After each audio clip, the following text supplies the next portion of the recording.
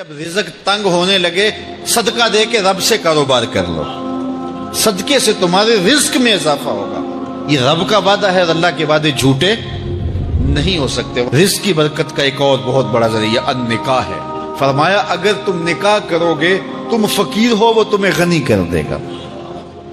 لوگ کہتے ہیں بچہ پیروں پہ کھڑا ہو لے تو پھر نکاح کریں گے، اللہ کہتا ہے تم نکاح کرو ہم پیروں پہ کھڑا کر دیں گے۔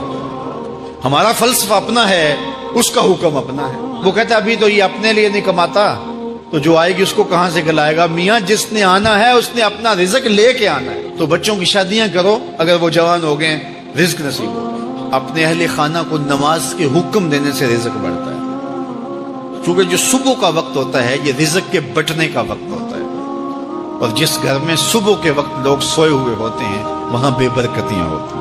تو طلوع فجر سے لے کر کے طلوع آفتاب تک اپنی اولاد کو، بیوی کو، بچوں کو نہ سونے دیں۔ اس وقت رزق بٹنے کے لمحے ہوتے ہیں۔ کثیر دعائیں مانگیں، تلاوت کلام مجید پڑھیں، اور نماز فجر مرد حضرات مسجدوں میں جا کے باجماعت ادا کریں، اور گھروں میں جو ہے وہ بیٹیاں بہنیں مصلے بچھا لیں، تو اللہ کی رحمتوں کا نزول ہوگا۔ اب ایک حدیث میں رزق کے اضافے کا ایک اور نسخہ ارشاد کیا گیا۔ میرے حضور نے فرمایا جو شخص یہ چاہتا ہے کہ اس کے رزق میں برکتیں ہو اور اس کی عمر میں اضافہ ہو تو وہ اپنے رشتہ داروں کے ساتھ سلوک اچھا کرے۔ رشتہ داروں کے ساتھ اگر اچھا سلوک کرو گے تو پھر تمہارے رزق میں برکت ہو۔ غریب ہیں تو ان کی مدد کرو، ان کی بیٹیوں کی شادیاں اپنے ذمے لے لو اگر اللہ نے آپ کو وسعت دی ہے، ان کی پریشانیاں بانٹ لو، ان کا قرضہ ہے تو اتارنے کی کوشش کرو، ان کو مشکلات سے نکالنے کی کوشش کرو۔ تم ان کو مشکلات سے نکالو گے، اللہ تمہیں مشکلوں سے نکالے گا۔ تمہارے رزق میں بھی برکتیں ہوگی اور تمہارے مال میں بھی برکتیں ہوں۔ فرمایا بہتر صدقہ وہ ہے جو ناراض غریب رشتہ دار کو دیا جائے۔ اگر وہ پھنس گیا ہے، مجبور ہے، ناراض ہے، تو اس کو اگر دیں گے تمہارا نفس اس میں شامل نہیں ہوگا، تو یہ افضل صدقہ ہے جو ہر صورت میں قبول ہی قبول ہے۔ رزق کے اضافے کا ایک اور سبب الاحسان الی الضعفاء، جو کمزور لوگ ہیں ان کے ساتھ اس نے سلوک کرنا۔ الانفاق علی طلبۃ العلم، طالب علموں پہ خرچ کرنا، یہ بھی رزق میں اضافے کا سبب اور ذریعہ ہے۔ وہ حضرت بابا فرید نے کہا نا چھٹا رکن دین کا روٹی ہے۔ گھر میں کچھ نہ ہو تو پھر نہ نماز اور نہ ہی دیگر امور کی لذت آتی ہے، تو یہ رزق فراواں اور وسیع اور مبارک نصیب کر دے اللہ۔ تو اس کے لیے ایک اور وظیفہ میں دیتا ہوں، اور وہ یہ کہ مغرب کے بعد 21 مرتبہ سورۃ الکوثر پڑھ لیں، کثرت ہو جائے گی انشاءاللہ۔ اول خدوشی پڑھ لیں، 5-7 منٹ لگتے ہوں گے، تو سورہ کوثر 21 مرتبہ روزانہ مغرب کی نماز کے بعد پڑھیں۔ اور اگر بہت زیادہ مسائل ہیں تو ہر نماز کے بعد پڑھ لیں، تو انشاءاللہ آپ دیکھیں گے کہ گھر میں برکتیں اترتی محسوس ہوں گی، انوار کا نزول ہوتے محسوس کریں گے۔ تو یہ وہ رزق کے اسباب ہیں، اگر ہم اختیار کر لیں تو ہم اللہ کی خاص رحمتوں کے حقدار ہوں گے۔ اگر فن سے، علم سے آتا ہو رزق، تو میاں صاحب فرماتے ہیں بے وقوفاں دے نوکر ویکھے دانش مند سے آنے۔ بے وقوفاں دے نوکر ویکھے دانش مند سیانے۔ انگوٹھا چھاپ شخص ہوتا ہے اور MBA جو ہے تعلیم کے حامل، اس کے منشی بیٹھے ہوئے ہوتے ہیں، تو پھر اگر علم سے کمال آتا ہوتا تو جو ہے وہ فن سے دولت ملتی ہوتی، تو پھر اس انگوٹھا چھاپ کو کیسے ملتی؟ اور یہ جو اتنا تعلیم یافتہ ہے، ماہر معاشیات ہے، یہ تو تنخواہ پہ کام کر رہا ہے، اور وہ جو ہے وہ دولت کا اسے حساب ہی نہیں ہے کہ کتنی ہے۔ تو اس لیے اللہ فرماتا ہے کہ یہ مت سمجھو کہ یہ تمہارے فن کا کمال ہے، یہ تمہاری جو ہے وہ محنت کا نتیجہ ہے۔ اللہ فرماتا ہے اولم یعلموا، کیا انہیں نہیں پتا؟ ان اللہ یبسط الرزق لمن یشاء، جس کو چاہتا ہے اس کے لیے رزق کے دروازے کھول دیتا ہے، وَيَقْدِرْ، اور جس کے لیے چاہتا ہے اس کے لیے رزق کو تنگ کر دیتا ہے۔ کئی لوگ کتنی محنت کرتے ہیں، نتیجہ زیرو، اور کچھ لوگ کچھ بھی نہیں کرتے، وہ مٹی کو ہاتھ لگائیں اور سونا ہو جائے، اور کئی سونے کو ہاتھ لگائیں تو مٹی ہو جائے۔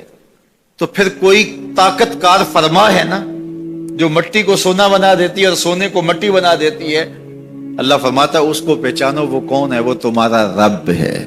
मोमिन का तवक्कुल और मोमिन का भरोसा अल्लाह की जात पे होना चाहिए।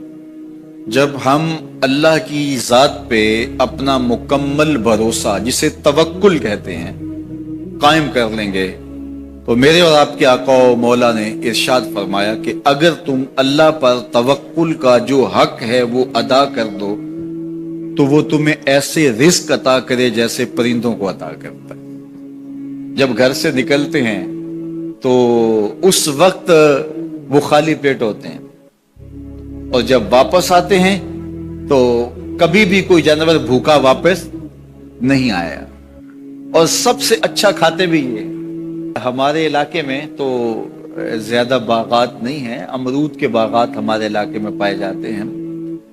तो अमरूद के बाग में जो अगर कोई देहात का शख्स हो या जिसका अमरूदों का बाग हो या अमरूदों के बाग में उसका आना जाना रहा हो, उससे पूछिए कि सबसे अच्छा फल अमरूद के पेड़ पे अच्छा दाना कौन सा होता है। कोई आपको कहे कि यार अमरूद तोड़ के लाओ, मीठा हो और जो है वो पका हुआ हो और जायकेदार हो, तो वो जाओ तोड़ के लाओ। तो कोई मुझे अगर कहे तो मैं जब अमरूद तोड़ के लाऊंगा तो कभी फीका नहीं होगा, मैं अमरूद तोड़ के लाऊंगा तो कभी बद जायका नहीं होगा। आप मुझे पूछें कि आपके पास क्या फन है, मेरे पास फन ये है कि मैंने अमरूदों के बागों में जो है वो बचपन गुजारा है, और मुझे पता है कि अच्छा और पक्का फल कौन सा होता है। लेकिन मैं आपको निशानी बता देता हूँ, अब नई नस्ल उन्होंने तो नहीं देखा, आप बाग में जाएं और शाखों से लटके हुए अमरूद देखें। जिस अमरूद को तोते ने खा के छोड़ा हो उसको आप तोड़ लें, मीठा भी होगा, जायकेदार भी होगा, एक्सपोर्ट क्वालिटी से भी बेहतर होगा। सबसे अच्छा पूरे पौधे से जो सबसे अच्छा होगा वो उसको चूंच मारता है और फिर सारा खाता भी नहीं है, थोड़ा सा लिया, नखरे वाला आगे बढ़ गया। अल्लाह अकबर। तो जो एक्सपोर्ट क्वालिटी होती है उससे भी बेहतर वो खाता है। तो ये अल्लाह पर तवक्कुल करने वाले हैं। हमें तो पता होता है ना हमने दुकान पे जाना है, हमें पता होता है हमने फैक्ट्री काम पे जाना है, हमने पता होता है हम वो दिहाड़ी फला जगह करने जाना है।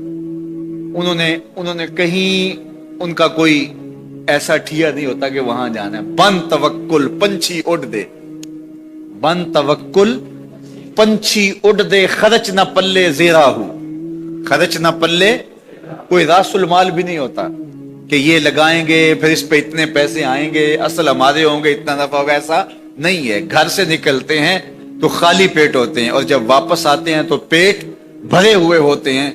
मेरे और आपके आका और मौला ने कहा, मुझे पूरा यकीन है इस पे और आपको भी पूरा यकीन होना चाहिए, इंशाल्लाह होगा, कि मेरे हुजूर ने फरमाया कि अल्लाह पर जो तवक्कुल है वो हक अदा करो, फिर वो तुम्हें ऐसे रिस्क देगा जैसे परिंदों को देता है, तुम्हें परिंदों को देता है। एक्सपोर्ट क्वालिटी, मन कान लिल्लाह कान अल्लाहु लहू, फरमाया तुम उसके हो जाओ वो तुम्हारा हो जाएगा। अल्लाह ने तुम्हें पैसे दिए हैं, नई गाड़ी तुमने खरीदी है, छोटे बच्चे का जूता क्यों बांध दिया आगे तुमने?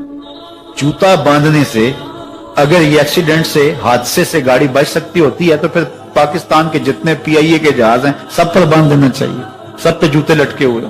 अजीब तुमने फलसफा तराशा, किसी ने जो है वो काली रंग की पट्टी बांध दी नीचे जिससे इसको नजर नहीं लगेगी। घोड़े के पांव के नीचे जो खुरी लगी हुई होती है, कुछ लोगों ने अपने घरों में वो बांधी हुई होती है कि इससे हमारे घर के अंदर कोई मुसीबत नहीं आएगी, कोई तकलीफ नहीं आएगी। किसी ने हंडिया अपने घर के ऊपर उल्टी रखी हुई होती है, ये हंडिया बचा लेगी, और मियां हंडिया क्या बचाएगी तुझे?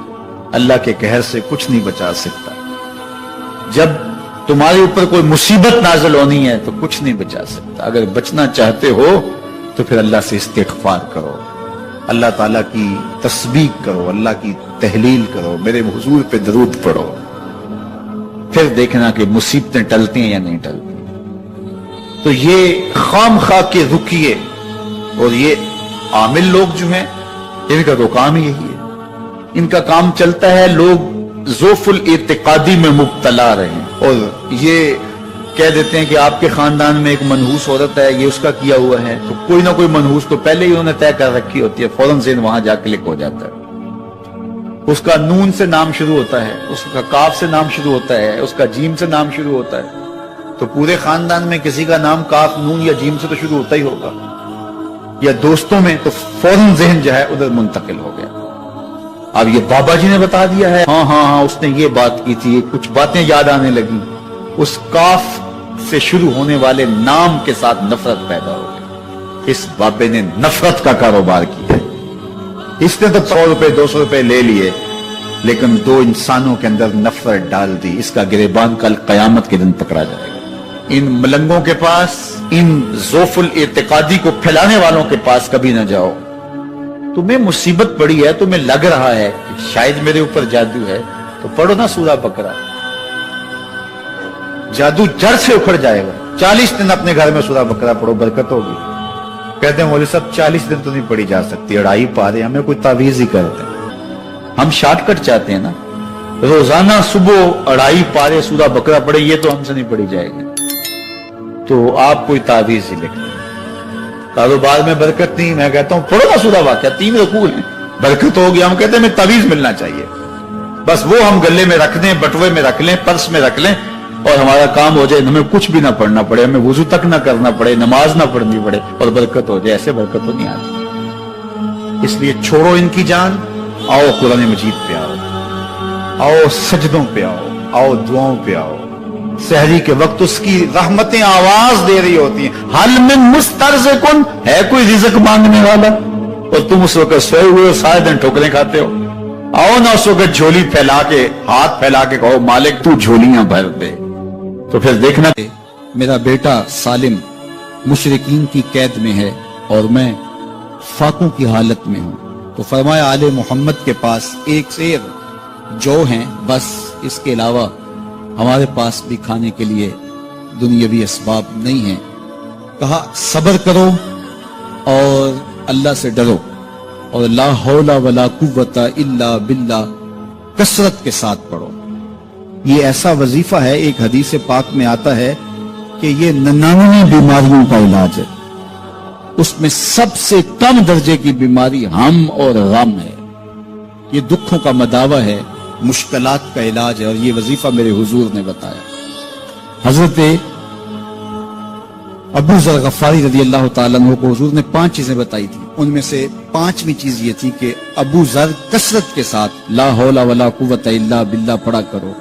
فرمایا عرش الہی کے نیچے ایک خاص خزانہ ہے، یہ وظیفہ وہاں سے آیا ہے، یہ زندگی میں معمول بنا لو، جب پھنس جاؤ، مشکلات میں آ جاؤ تو لا حول ولا قوت الا باللہ پڑھو، اللہ راستے کھولے گا۔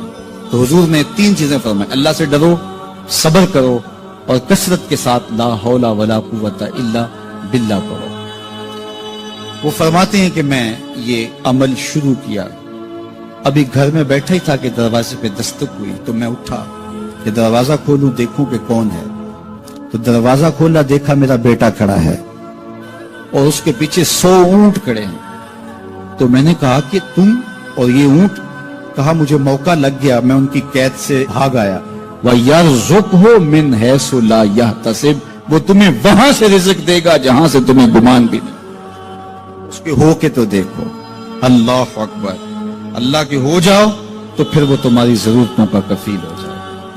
فرمایا حضرت عبداللہ ابن مسعود رضی اللہ تعالیٰ عنہ نے کہ کسی شخص کو فقر و فاقہ آ جائے تو وہ لوگوں کو بتائے کہ میں آج کل بڑے مشکل حالات میں ہوں، ہر وقت لوگوں کو بتاتا رہے، تو اس کی مشکل بڑھے گی، اس کی مشکلیں آسان نہیں ہوں گی اس طرح۔ اور اگر وہ اپنی اس مشکل کو کسی سے شیئر نہ کرے بلکہ مصلی بچھا کے اپنے رب سے کہے کہ مالک فقر و فاقہ آ گیا ہے اور اس کا علاج تیرے پاس ہے، اس مرض کا مداوع تیرے پاس ہے۔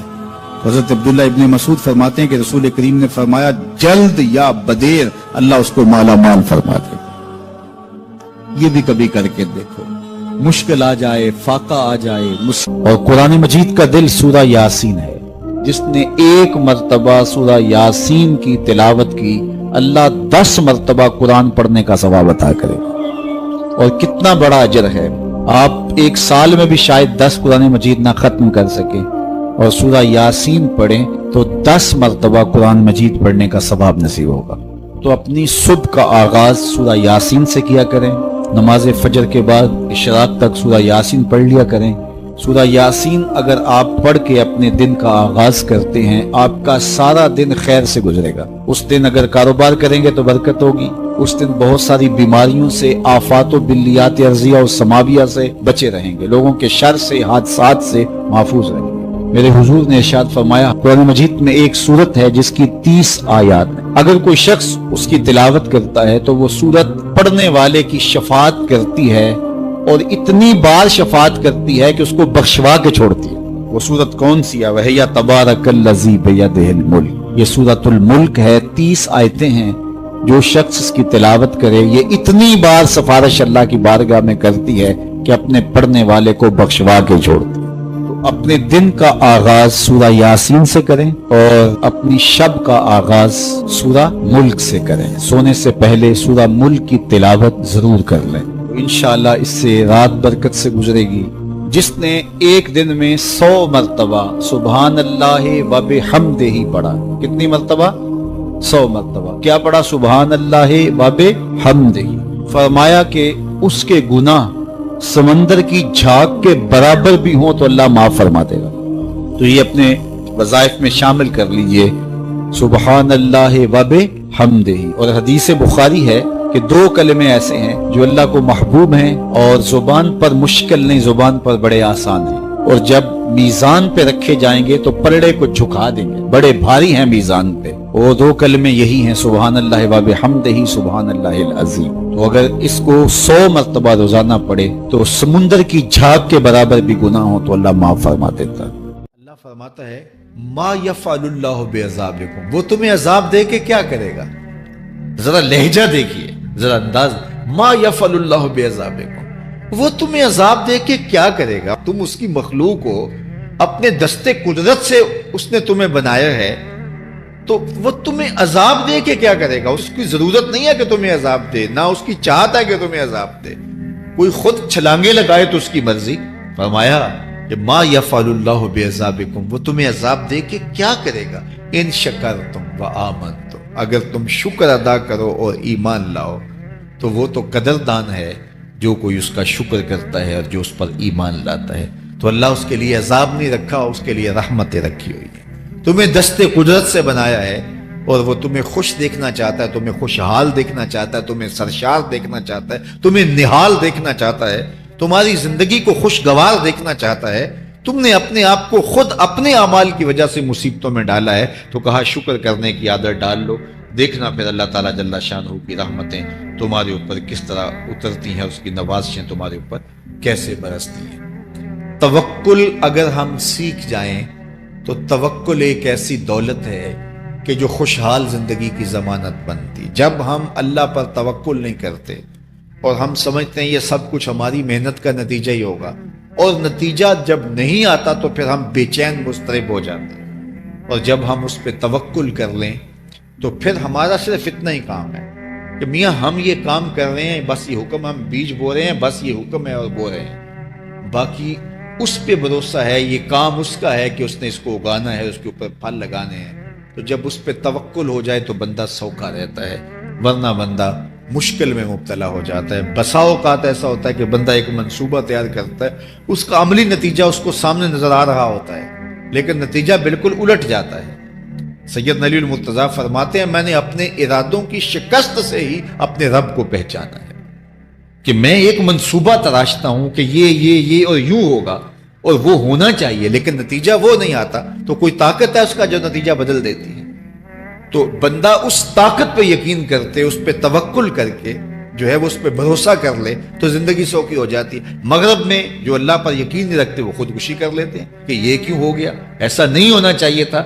لیکن ہم خودکشی اس لیے نہیں کرتے، ہم کہتے ہیں میرا رب جس طرح چاہے اس طرح ہی ہوتا ہے، جو اس نے طے کیا ہوا ہے وہ کر کے رہتا ہے. اس لیے تم اس پہ توکل کر لو اور اس پہ بھروسہ کرو. حضور علیہ الصلوۃ والسلام نے فرمایا لو انکم توکلون علی اللہ حق توکلہ، اللہ پر توکل کرنے کا جو حق ہے اگر تم وہ ادا کر دے تو فرمایا اللہ تمہیں ایسے رزق عطا کرے جیسے پرندوں کو عطا کرے. ہمارا تو کاروبار ہے، یہ فیکٹری ہے، یہ دکان ہے، یہ ہماری نوکری ہے، ہم نے یہاں سے کمائی کرنی ہے. پرندوں کا کوئی کاروبار نہیں ہوتا, کوئی نوکری نہیں ہوتی, کوئی ٹھیا, کوئی اڈا نہیں ہوتا جہاں جا کے انہوں نے رزق کے لیے کوئی آغاز کرنا ہوتا ہے. بلکہ حضور نے فرمایا تغدو خماسا وتروح بطانا, جب وہ صبح گھر سے نکلتے ہیں تو خالی پیٹ نکلتے ہیں اور انہیں کوئی اپنی منزل کا تعین نہیں ہوتا, جدھر خیال آیا اڑ گئے ادھر. لیکن کبھی ایسا نہیں ہوا کہ شام کو خالی پیٹ واپس آئے ہوں. کہا وہ پیٹ بھر کے آتے ہیں. باہو بولے بن توکل پنچھی اڑ دے, خرچ نہ پلے زیرا ہو. جب گھر سے اڑتے ہیں تو ان کے پلے نہ کوئی خرچ ہوتا ہے, نہ راس المال ہوتا ہے, نہ کوئی اوزار ہوتے ہیں, نہ کوئی ہتھیار ہوتے ہیں, کچھ بھی نہیں ہوتا. یوں ہی گھر سے نکلتے ہیں, کبھی بھی خالی پیٹ نہیں آئے. فرمایا اگر اللہ پہ پرندے توکل کر لیں تو اللہ اسے بھی عطا کرتا ہے, تم توکل کرو گے تو تمہیں عطا نہیں کرے گا. اور یہ بات پکی ہے کہ آپ جب راہ خدا میں دیتے ہیں تو آپ کے رزق میں, مال میں کبھی کمی نہیں آتی. اللہ کے محبوب نے 3 چیزیں قسم کر کے کہی. حضور نے کچھ چیزیں ارشاد فرمائی تو ان میں سے 3 چیزوں کے بارے میں فرمایا کہ یہ تو میں اللہ کی قسم کر کے تمہیں کہتا ہوں. اور ان میں سے ایک شے یہ کہ ما نقص مال عبد من صدقہ. فرمایا میں اللہ کی قسم اٹھا کے کہتا ہوں کہ صدقے سے مال کم نہیں ہوتا. تمہارا کیلکولیٹر حساب یہی بتاتا ہے کہ جو ہے وہ کم ہو گئے, 100 میں سے 10 دے دیے تو باقی 90 رہ گئے. آپ کا اکاؤنٹنٹ بھی آپ کو یہ بتاتا ہے کہ اتنے لاکھ میں سے اتنے ہزار دے دیے, باقی اتنے رہ گئے. لیکن میرے حضور نے کہا میں اللہ کی قسم اٹھاتا ہوں کہ صدقے سے مال کم نہیں ہوتا. دوسری بات فرمائی کہ جو شخص مانگنا شروع کر دیتا ہے, سوال کا دروازہ کھول دیتا ہے, اس کی کمی پوری نہیں ہوتی. یہ بھی میں اللہ کی قسم اٹھاتا ہوں. اور تیسری بات میرے حضور نے قسم فرما کے یہ کہی کہ جو شخص کسی کو معاف کر دیتا ہے, کسی نے کوئی زیادتی کی وہ معاف کر دیتا ہے, تو حضور فرماتے ہیں میں اللہ کی قسم اٹھا کے کہتا ہوں اس کی عزت میں فرق نہیں آئے گا. تو یہ 3 چیزیں حضور نے قسم کر کے فرمائی. تو اس لیے ہم اپنے ہمسایوں کو دیکھیں, ان کی ضروریات کا خیال رکھیں. تو حضور کی سیرت کا یہ عنوان جو حضرت خدیجہ الکبریٰ سے بہتر کون جانتا تھا, اپنا سارا مال انہوں نے حضور کو پیش کر دیا جب نکاح ہوا حضور سے کہ حضور اب یہ میرا نہیں یہ آپ کا ہے. اور وہ سارا مال حضور نے لوگوں میں بانٹ دیا, ضرورت مندوں کی کفالت کرتے رہے. تو کہا وَتَحْمِلُ الْكَلَّةَ, آپ لاچاروں کا بوجھ اٹھاتے ہیں, وَتَقْسِبُ الْمَعْدُومَ, اور جن کا کوئی نہیں ہے آپ ان کے کفیل بن جاتے ہیں اور آپ کمائی کر کے ان کے گھر کی ضروریات کو پورا کرتے ہیں. وَتَقْرِ الضَّيْفَ, اور آپ کی یہ خوبی ہے کہ آپ مہمان نواز ہیں. مہمان نوازی آپ کا شعار ہے, آپ کا طرز زندگی ہے. اور مہمان کو جو کھلایا جاتا ہے اس کا حساب بھی نہیں ہوتا, اور مہمان کے ساتھ جو بیٹھ کے کھایا جاتا ہے اس کا بھی حساب نہیں ہوتا. اور مہمان اپنا رزق خود لے کے آتا ہے اور برکت چھوڑ کے جاتا ہے. تو مہمان کو کبھی بھی بوجھ نہیں سمجھنا چاہیے.